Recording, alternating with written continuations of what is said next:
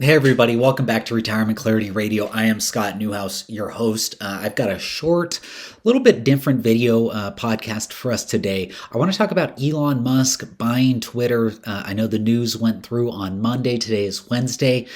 He is just such an interesting, eccentric kind of guy. I know some people don't like him, some people love him. You know, whether you like him or not, I guess that's not really the point of this video.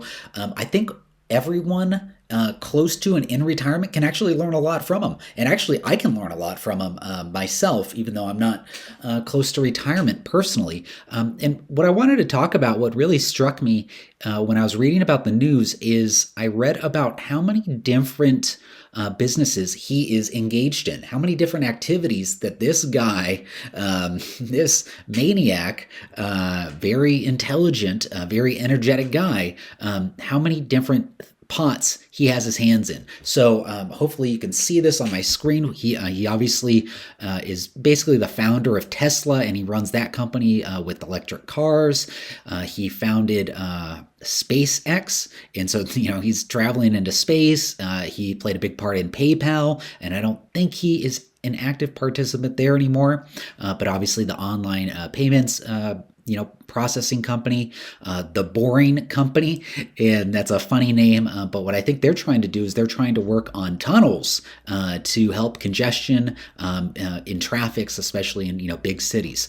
Solar City, I think Tesla bought Solar City, so he didn't found it, but I know he plays a part and has some role in there, making things more solar and preaching the good word about solar, as well as Neuralink. And I think he co-founded this company, and this is they're trying to develop different things for your brain. So they're trying to help brain related injuries and illnesses with the technology that they're coming up with there.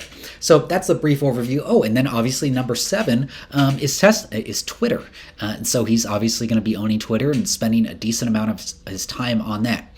And the way this connects to you, if you're close to retirement, in retirement, is look at what Elon's got going on in his life. He's got his hands in at least 7 different companies, not to mention other ideas that he might have in the background. And I would venture to say that if you were to ask him, and I haven't seen him interviewed about this specifically, but I haven't watched a ton of interviews on him, but I would venture to say, the reason why he didn't want to only focus on Tesla is because he would get way too bored of that. He would really not enjoy working on Tesla if that was the only thing that he had going on in his business life, in his professional life, in terms of the gifts that he's been given. If he can only expend all of those gifts and those talents towards Tesla, he would get pretty bored of that. That's my guess. I don't know. We'd have to confirm with him. Maybe I'll invite him on the show. And so he's got 7 different things, 7 different activities going on in his life. And so the way that I think this relates to you in your retirement, if you're in retirement, close to retirement, is that what 5 different things, what 6 or 7 different things do you feel like you would want to spend your time on in retirement? Because if you only have one thing, like if you only had one Tesla to focus on, I think you might get bored.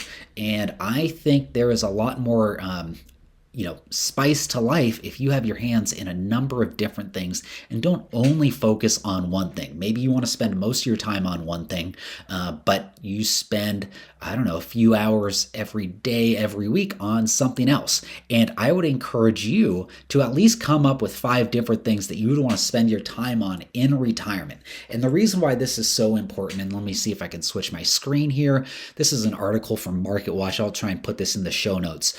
But the title here is Depression, Isolation, Loss of Purpose. Could retirement be bad for your mental health? And so the big concern that I have for folks going into retirement is that they're going to lose something when they lose their job. They're going to lose that sense of purpose, something that they don't have to go to every single day, something driving them, giving them energy in terms of accomplishment as well as creative expression, etc. And so when that goes away, what are you going to replace it with? And again, going back to Elon, I don't think we should replace that with one thing. I think we should have a list of ideally 5 things or more that you would want to spend your time on in retirement that would get you excited to get out of bed, to go do something new, challenge yourself, learn a new skill, etc. And I don't want to, scare anyone in terms of, being depressed in retirement because, again, going down to this section that I highlighted right here, I'll just read this for you. Overall, retirees are a contented bunch, and many report being happier in retirement than they were at the end of their careers. Older adults are less likely than younger people to experience major depression, says Brent, president of American Association for Geriatric Psychiatry. Nonetheless, retirement often involves significant losses of identity, of purpose, structure, and social contacts that can trigger depression and other psychiatric illnesses, says Brent, blah, blah, blah. And then he continues, getting depressed is a normal part of aging, but one of the risk factors for depression is loss, and the loss of one's professional identity, the loss of one's job is a big one. So, again, most people in retirement, they're really happy. They are happier than they were in their working years because they don't have to work 40, 50, 60 hours a week. They don't have to deal with the boss, the office politics. We all know the stuff that we have to deal with at work. So a lot of retirees are happier in retirement than they were before. That's wonderful. I am worried that some people are not going to be as happy in retirement than they were when they were working because they maybe enjoyed their jobs or they're going to miss something in terms of the creative expression, the community, the sense of purpose. And what I think we can learn from Elon is if we just have our hands in 5 or 6 or 7 different pots, different things that get us excited, that get us jumping out of bed to go do something, I think that's just going to make your retirement that much better. So again, not a numbers based video, a little bit shorter but I think it can be really helpful in terms of what we can learn from Elon and how to, just stay excited all throughout life about the different things that we have going on. So hope you enjoyed it. Have a great week. See you next time.